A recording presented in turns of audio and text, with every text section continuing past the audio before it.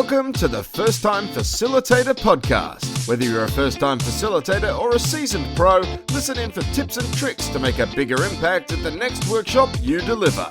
And now, your host, Leanne Hughes. Hi everyone and welcome to the show.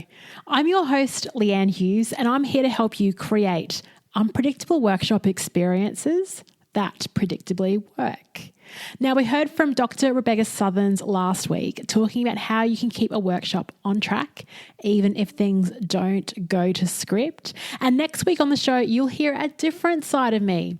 I think this side has popped out a few times on the back catalogue of first-time facilitator episodes, but that side is fangirl Leanne, gushing Leanne, who was full of praise because my guest on next week's show is my ultimate hero, and I'm so stoked that I connected with her. So you'll get to hear why she's so great on next week's episode. I can't wait to share that one, so stay tuned. Now, it's the in-between week, so mixing up interviews with practical solo minisodes. But first, a really quick announcement. You may have heard on previous episodes, so between March and June this year, I asked listeners to share how they use dice in their workshops. Now, what you wouldn't have known is that I was crafting my own little framework based on dice. Now, I'll continue to reveal a bit more about it later as I'm still finalising it, but I just wanted to share today. So my DICE framework, it's really an acronym that stands for D, driving, I, influential, C, contagious, E, experiences. So driving, influential, contagious experiences. What I'm interested in and really excited to help others on is how we can all, play the game and roll the dice at meetings, workshops, events, and conferences, and in our everyday interactions at work. So if you're a manager, how can you drive influential, contagious experiences during water cooler conversations or performance planning conversations or feedback conversations? So I'm really excited to help others to dice up our meetings, dice up our conferences and workshops. And to start, I want to help you dice it up. So between now and the 17th of July, I'm offering a limited number of free 30-minute dice calls. I'm offering 5 of these. So first in, best dressed. What this means is we'll hop on a Zoom call and I want you to come at me with either a problem or opportunity. So it could be that you've been asked to facilitate a session or an upcoming strategy day, or you're coordinating an event or conference and you want to create, or you want some ideas that create a dice moment. So moments that are X factor, that are memorable. Look, you might just want some neat ideas on promotional items to give away or ways to make an upcoming change initiative exciting. Whatever it is, weaving themes through your MC gig. If you want ideas and you're interested in playing along, all you need to do is hop onto the show notes for this episode at firsttimefacilitator.com/episode 73. Find the link to book in a time and we will have that call. I love brainstorming and my favourite topic of conversation is how can we make these presentations more impactful and engaging? So let me help you out. So the first 5 people, it's free. All I ask is that following the call, you give me some feedback on the process so I can get better at doing this. So I'd love to hear from you. So hop onto that and book in. Okay, so now onto the practical tip for today's solo minisode. What I'm sharing is something I learnt in a workshop I attended called Workshopping the Story Cookbook. Actually, if you're in Australia and want to attend the next one, Catherine and Andrew are running it in Brisbane on the 27th of July, and I've got a link to that in the show notes as well for this. So what I wanted to share from that experience was the unique way that they started their workshop. And this helped solve a problem I had. And I don't think I'm the only facilitator who has ever had this problem. So the problem is you want to start your workshop or meeting on time, but there are a few people who are late, who just haven't arrived. And these people could also be pretty influential people, or you're just sort of waiting for 100% of the people who said they'd show up to show up. So what do? Do you start the meeting or workshop on time, or do you delay? So early on in my career, when I was lacking experience and confidence, I always said, oh, look, we'll wait another 5 minutes. We'll wait, But as I got older, I learnt that you can set a culture through your everyday behaviours. And so by saying that we'd wait for the stragglers or people that were late, what I was signalling is that it was okay to rock up late to one of my meetings. And one of the things about me, it's one of my pet hates is people that are late for things. And I'm trying to get over it, but I just love being on time. I love being early, actually. I don't mind waiting around if I can keep myself occupied. And I guess because I love that, I expect other people to share that value for punctuality. I guess what's nice about the world, though, is that we're all so different and we have diverse perspectives and values. So I get that. But I guess why it gets hard or annoying when people are late as meeting leaders or facilitators is because the start of the workshop or meeting is usually really important because you cover things like the context of why you're all getting together. You know, you might include a story of why you're here, why you're gathering, what the latest update is. So when Tony decides to rock in 10 minutes late, you have to repeat it. It's the stuff that you've got to paraphrase because it's very important. And this can again chew up time, and it's kind of irritating for those who are present and are hearing it again. Or let's just talk about a workshop. At the beginning of a workshop, you'll be giving some information on what you're covering through the day. Housekeeping. Housekeeping is not very exciting, but it is important. You're introducing yourself and you're using that opportunity when you open to establish some credibility. So it is really important that people are there, and starting right is really important. So you want to respect those who did the right thing and showed up on time. But how do you balance that with also giving the right information at the right time for people that are late? Okay, so this is the thing I've struggled with.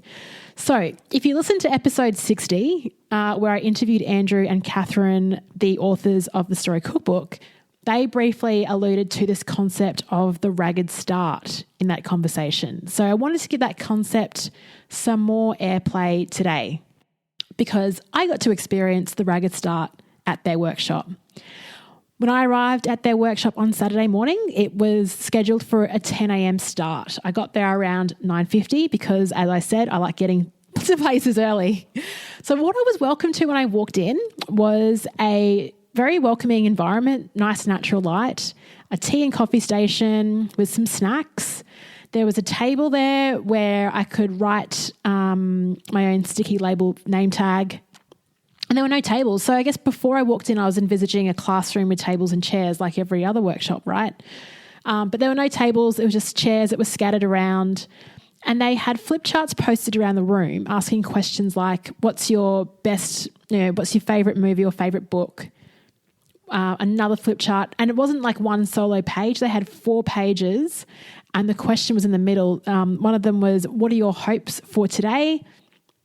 Another one was, what does community building mean to you? And there were these comments in these word bubbles, and we were encouraged to grab flip chart pens that were scattered around, post-it notes, and add our thoughts to these flip charts. So it was just a really welcoming space. And because there was time, you'd introduce yourself to fellow participants and you'd have something to talk about because you were doing things and engaging with activities in the room. Now, this ragged start went on for about 15 minutes and then we were asked to take our seats.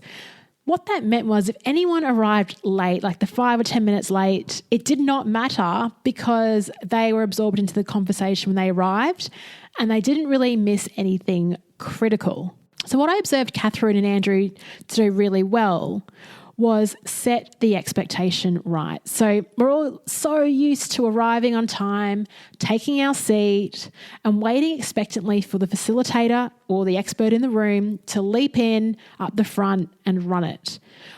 What the ragged start does was it creates an environment that shifts the expectation from expert up the front of the room to, a community feel where we were all learning from each other. Now, this type of start, I think it could be a little intimidating if you are an introvert. But what Catherine and Andrew did was they met each participant individually. They gave them instructions and things to do. They invited them to grab a cuppa and walk around the room exploring each of the different stations. So they created a really welcoming and warm environment through the way they greeted everyone. Okay, so I'm really excited. Next month, I'm facilitating some leadership sessions in Hong Kong, and I'm going to start using this approach. So I'm thinking of creating stations with some key questions, things like, related to leadership. So what's one word you think of when you hear the words great leadership or courageous leadership? And also some general questions, like some of the questions we use in our icebreakers. If you were an animal, what animal would you be and why? Questions that are simple and fun to answer, that people don't mind answering in public, and that can also stimulate a great conversation.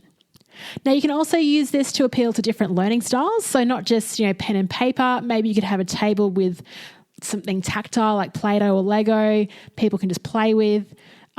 Maybe a bright jigsaw puzzle, perhaps. Like I've also toyed the idea of bringing in a musical instrument like an electronic keyboard in.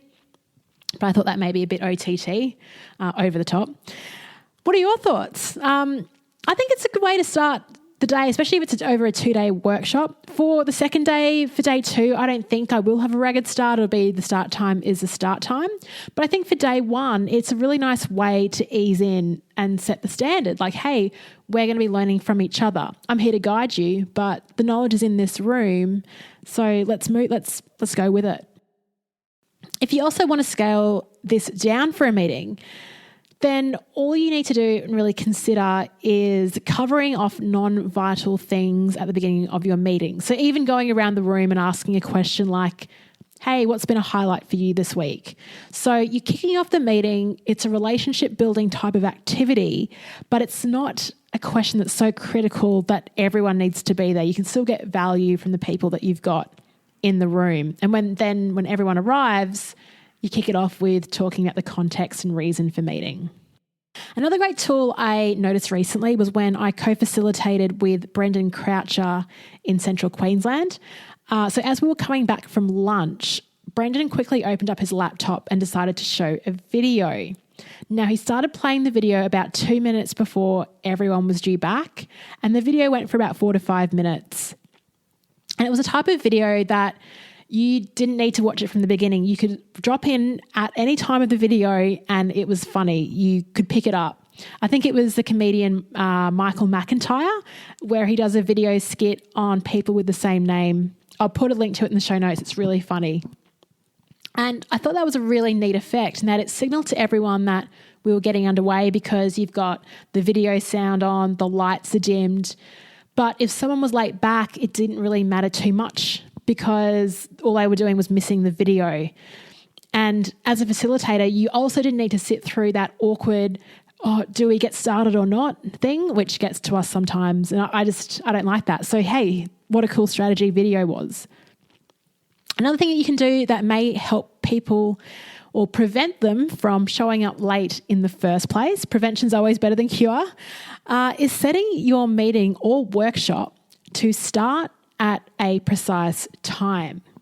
So when people hear or have a calendar appointment for 9 a.m, they think, oh, that's cool. I'll leave my desk at 8:59. I'll grab the lift down and it's okay. I'll get in a few minutes late. It's 9 a.m.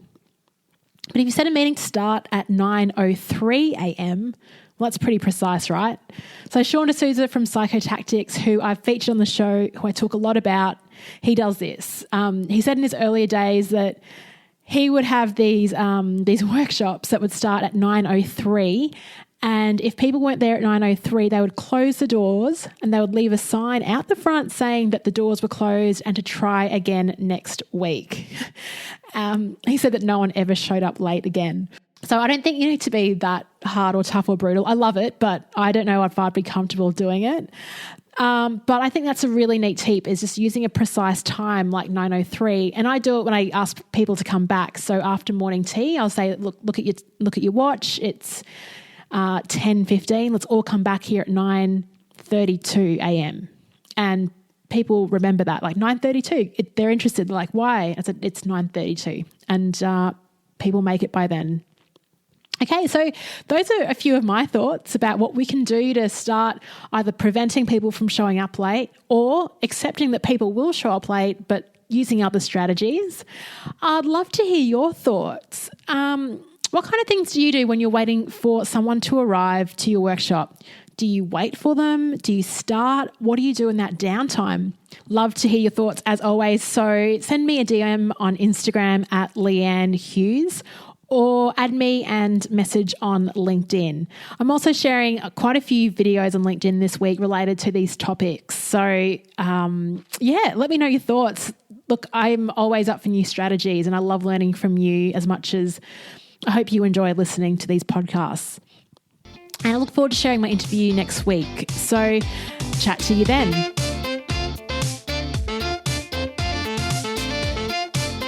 And look, if you're still listening in the meantime, if you do like the show, I'd love you to help out and get the word out to other people. So there are a few ways you can spread the word. You can simply send them a link to firsttimefacilitator.com or leave a rating and review in iTunes to boost the public presence of the show. Thanks, First Time Facilitators. Chat next week.